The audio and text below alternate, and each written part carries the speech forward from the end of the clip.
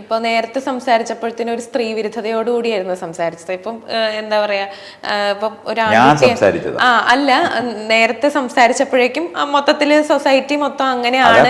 മേധാവിത്വപരമായ സമൂഹത്തിന്റെ യുക്തികളാണ് നിങ്ങളുടെ ചോദ്യത്തിനകത്താണ് അത് നിന്നത്. അതാണ് ഞാൻ പറഞ്ഞത്. അല്ലാതെ എനിക്ക് സ്ത്രീ വിരുദ്ധതയൊന്നുമില്ല.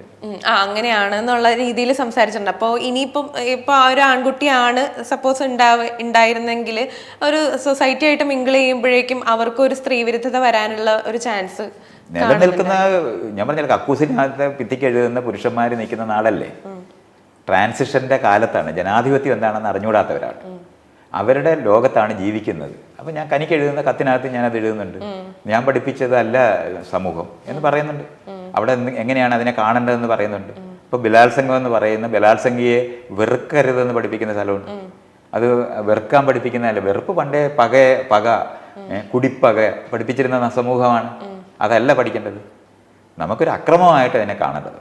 അല്ല ലോകം മുഴുവൻ തകർന്നു പോയതിന് നമുക്ക് ആഴത്തിലേർക്കുന്ന മുറിവാണെന്ന് ഞാൻ നേരത്തെ പറഞ്ഞില്ലേ. തെരഞ്ഞെടുപ്പ് അല്ല, എൻ്റെ അണ്ഡം ഉപയോഗിക്കത്തക്കവണ്ണം യോഗ്യനായ ആളാണ് എന്നോട് ബന്ധം ഉണ്ടാക്കേണ്ടതെന്ന് എൻ്റെ തിരഞ്ഞെടുപ്പല്ല ബലാത്സംഗത്തിലുണ്ടാകുന്നത്. അത് കാരണം കൊണ്ട് ആഴത്തിലുള്ള വേദന ഉണ്ടാകുമെന്ന് എനിക്കറിയാം. പക്ഷേ അപ്പോഴും നമ്മൾ അറിയേണ്ടതുണ്ട്, പകയുണ്ടായിക്കൂടാ.